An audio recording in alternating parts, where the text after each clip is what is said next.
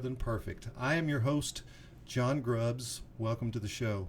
We really like to listen to our followers, our viewers on this show, and I had recently dabbled with playing some music in the background, and you guys were so kind and gracious to let me know that the music was great, but it was a little bit distracting, so we're gone with the music. We're going to do this naturally and just let the power of the information consume you. And I always like to start with what's in the news. So here's something to get us started today that I think you will enjoy. We are going to talk about an article that mentions crowning a new rock star. So here's the article ripped from the headlines, July 5th, 2019. A new rock star is crowned. A new champion rock star was crowned in Michigan at the 51st annual stone skipping competition. Stone skippers competed Thursday in amateur and professional categories at the contest on Mackinac Island, which was kicked off by Governor Gretchen Whitmer throwing out the first stone. Kurt Steiner, who holds the Guinness World Record for stone skipping after throwing a rock that skipped, can you get this, 88 times on the surface of the water. I think about all of us as little kids trying to skip water. I wonder how they actually count these skips, because you get the little tiny skips at the end, was among the professional rock stars to compete. The prize, a grand hotel goblet stuffed with $200, went to first-time champion Maxwell Steiner, who managed 20 skips in a single throw. Here's Max. I haven't thrown a stone actually in 2 years, so just getting back into everything. Pretty nervous today, so I'm glad it went the right way for me, Steiner told WWTV. It's in the news. Who knew? Stone skippers. Now, organizations do a really, not all organizations, but many organizations work really hard at attracting just the right people to their organizations. But here's the funny thing. Most organizations do very little on retention. Once we get those people into our organizations, we tend to presume, or even worse, assume that we are doing everything we can to keep the best and brightest on our team. So what I wanted to do today was give you 10 things that you can do as a boss, a supervisor, or a manager to keep the best and brightest people on your team. And it's so funny because it affirms the work I've done in the past. This is a way for you to really have an honest and, I think, detailed look at how you lead other people in the organization. Now, a company could spend all the money it wants on recruiting, interviewing, and hiring the best people around. But folks, if the boss is a jerk, those people will leave at the first chance they get. On the other hand, if you have great managers and team leaders and supervisors, you will not only get the best out of your people, but you will be more likely to have them stick around. Remember, we pay people for required effort. The greatest leaders get what we call discretionary effort, that effort that they choose to give because they want to. And that's what I hope you get from this presentation today, that this show gives you 10 things that you can do to be, effective as a leader. Now, what's the most important job in any organization? And if you answer that question honestly, some people might think it's the CEO, or if you're a servant leader, it might be the person on the front lines. But I've come to believe that if you really want to focus on a winning organization, it starts with the frontline supervisor. The frontline supervisor is the most important job in an organization. And you might say, why, John? Well, they're where the rubber meets the road. In other words, management can delegate everything down to the supervisor, and the supervisor has no one to delegate it to. We want safety, we want quality, we want employees to stick around. We want all those things is what management says, but who actually executes on behalf of the management team? It's the frontline supervisor. And at the same time, all those employees are looking up at the supervisor and said, hey, you asked for all those things. You want quality, safety, and production. What do you want from us? How are we going to do that at the same time? So the supervisor's caught in that awkward in the middle place where they have to achieve the goals of management, and also they're the face that the employees see when they look up at management. So if you want to really have an impact on your organization and the retention, focus on training your frontline supervisors. And let's clarify what I mean by a supervisor. First of all, if you manage people who manage people who do the job, in other words, if you supervise other people who supervise those who do the work, I'm talking about a manager. But if you supervise people who actually do the work, that's what I refer to as a supervisor. So let's clarify. If you manage people who supervise other people who do the work, you are a manager. If you supervise people who do the work, you are a supervisor. Now, that may be called team lead in some organizations or group leaders in other organizations, but that's the job that I'm referring to in this video. And I want you to think about these 10 things that we can do in order to have not only the best people stick around, but also have them become ambassadors for our organization, where they'll go out and talk to other people and say, hey, you need to come work for us. I have a really good supervisor. I have a really good place. You need to work for us. Wouldn't it be great if your employees were the most effective way of recruiting people to your team? So follow these tools, and I'll kind of outline some of these for you so that you can follow them along. And feel free to pause, by the way, and back up if you need to so that you can really get the message. And I'll try to repeat some of these messages a little bit as we go through so that you can capture them, slow down, and really have a way of using these to be better as a leader. So Google has done a study, and they studied employees over 10 years under a project called Oxygen. And the goal was to figure out what makes the perfect manager, so they could train their people to develop these behaviors. And it's paid off. You know, they've had numerous years of employee retention, they've had higher job satisfaction, and here's the best part, higher performance from their employees. And you know, it wasn't too long ago that I shared a video on this show that talked about 10 tools to rock emotional intelligence. And it's interesting that that is probably the most important thing that organizations need to invest in order to retain people. People think it's technical skills. Well, technical skills are important, but what was far more important for managers was their ability to be emotionally intelligent. That means to have the ability to understand and control their own emotions, both their own and their employees. So before I get into the 10 things that you need to know to be a superstar leader, to be a superstar manager, I want to ask you to subscribe to the channel, like this post, comment, and most importantly, ring the little bell if you like this content. You know, my job here is to give you something that will impact your life, not only professionally, but make you a better human being. So here's tip number 1. If you want to retain the best employees in your organization, teach your supervisors how to be a good coach. A good coach doesn't always come in and solve every problem as soon as it arises. They use problems as teaching moments so that people can learn from the problem. You know, that ability to take a difficult situation and make it into a learning opportunity is a powerful gift for leaders to grow others in the organization. They guide their teams and share insight when needed. But most importantly, they allow their team to gain valuable experience. Experience through challenges, experience through problems. That's how we grow. We grow through what challenges us. Number 2, a great leader empowers a team and does not micromanage. I love to be micromanaged, said no one ever. And there's 2 reasons that we micromanage people primarily, and one comes from a not so bad place, but the other is a little bit concerning. The first reason we micromanage people is, well, we don't want them to fail.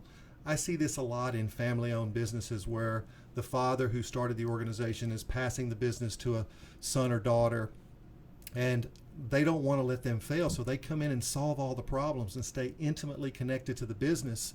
And by proxy, the child will let the father solve the problems. And that doesn't allow them to grow and really become effective. And what they actually learn to do is micromanage themselves. So that's a not so bad reason to micromanage, wanting to protect someone from failure, but in the end it causes problems for the organization. The second reason we primarily micromanage people is we just don't trust them to do the job. You know, it's so common for leaders to want to focus on results rather than development. And yes, a leader can come in and quickly solve a problem or hover over an employee and tell them exactly what to do every time they need to face something difficult, but it does not develop the individual for solving problems themselves. In contrast, great managers give people freedom to explore their ideas, to take, what we call smart risks, and to make mistakes. I worked for a really amazing boss who was probably one of the two best leaders that I ever worked for, and his name was Bert. But every time I made a mistake working for Bert, he would come into my office, shut the door, sit down, and say, "All right, John, what did we learn from that?" And finally, I got the nerve up to ask him one day. I said, "Bert, why do you do that? Why do you say, what did we learn from that mistake? I'm the one that made the mistake." And Bert looked at me and he said, "Hey, I learned from your mistakes just like you do." So these leaders provide people with the physical tools that they need to have flexible schedules and different types of working environments, but they're not micromanaging their schedule. I recently worked with a company in Vancouver, Canada, and they manufacture products. They have a third party that manufactures, but they sell these large products all over the world. And can you believe their office hours? The time you're required to be at the office for that organization is each day during the week between 10 a.m. and 2 p.m. Now, they don't manufacture on site, so that work is not going on. It's mostly, intellectual work, sales, accounting, all those. They give their people freedom to just do what they want, except for the hours between 10 and 12, where they come in and they'll often have lunch meetings, they'll get together, have problem-solving sessions. But other than that, you're on your own. You come to work when you want to come to work. And they're having tremendous success by letting go of the bicycle seat, by letting their people work when they want to work. Now, I'm not saying that advocates for every organization, that it's going to work for every organization, but it takes a special way of thinking for a leader to have the confidence to let their people work when they choose. Another thing that great leaders do is they create a team environment, and they show concern for success and well-being. So Google discovered that the greatest key to a team's performance was creating what we call psychological safety. And I've talked about that in other videos. A team with high psychological safety, people feel like they can take risks around their teammates. They feel confident that no one on the team is going to embarrass or punish them for admitting a mistake or asking a question or offering a new idea. In other words, they thrive on trust. Great managers help build that trust. Another thing that makes a great leader is they are productive and results oriented. The best managers are more than star players. They make their teammates better too. They do so well by setting an example and getting down and dirty whenever necessary. They're not afraid to roll up their sleeves and help out. And as a result, that motivates and trains the team. They realize, hey, the boss is one of us. It's not us versus them, it's us. When I go into an organization and help assess the culture, one of the things I do is what I call the Pronoun Test. So if I'm interviewing employees, what I might do is just take a little note. Every time they say them or they, I'll make a little tick mark. Every time they say we or us, I'll make a little tick mark. And at the end of the day, I'll have a pretty good sense of whether or not they're a team-oriented organization. Another thing that makes a great leader is that, they're a great communicator. My 3-day leadership series starts with effective communication and the idea that not everyone communicates effectively. And the number one reason we do not communicate effectively is we're lazy. It takes work to be a good communicator. So the best managers are also great listeners. They take the time to really listen to people and not just, think about what they're going to say next. And this helps people understand their teams. It helps people show empathy. And they realize that knowledge is power. And the more questions I ask, the more knowledge I have that will allow me to help my people be better at doing their job. That's why great leaders they're transparent, they're vulnerable, they're willing to open up and share information with their teams so that people know the why behind the what. Another thing that great leaders do is they support career development and, they discuss how people are doing. And, if we don't encourage our people by sharing sincere and specific praise, the more specific the praise is, the better. If we don't show that with our people, then we lose opportunities to create trust in the organization. We have to be deliberate about delivering feedback, and we don't want to create an environment where the only feedback the individual gets is constructive or critical. And by giving positive feedback, you earn that trust to be able to give someone critical feedback, and to make sure that we frame it in a way that's both tactful and constructive. I've shared another video here on how to give feedback to people. It blows my mind that so many people, even in senior leadership positions, that they don't know how to give feedback. They don't know that there are processes and tools that will help them give what I call rock star feedback. Another thing that makes a leader effective is that they have a clear vision and strategy for the team. They know exactly where the team is now and where the team is headed, and most importantly, what they need to do to get there. Through good communication, they keep the team on track so that they know where they are. OKRs, objectives and key results, is a great way for organizations to create what I call transparent accountability that is cascaded throughout the organization and also created from the bottom up. And this makes sure each team member understands their role in executing the strategy. Number 8, a great leader has key technical skills to help both lead and advise the team. They understand that their jobs are about influencing people, not directing people, but they also understand the technical aspects of the job so that they know how to help the employee if the employee needs help. In other words, I remember managing one employee years ago, and I kept asking, what can I do to be a better boss for you? How can I improve as your supervisor? And of course, for many months I would get the, you're doing fine. Well, finally she gave me one thing that I could do to be a better boss.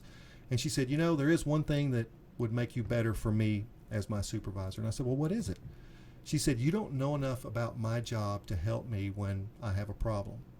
And it was like a ball peen hammer straight to the forehead. And she was right. I had over delegated my work to her and left her alone. And I wasn't in a position to be able to collaborate with her and help her when she had a problem. So I said, what do you suggest? She said, well, let me train you on how to do my job for 30 minutes each month. And if I'm not here, you'll be able to get reports out to our customers. You'll be able to, to actually work this software tool that she was managing on our behalf. And I said, that's a great idea.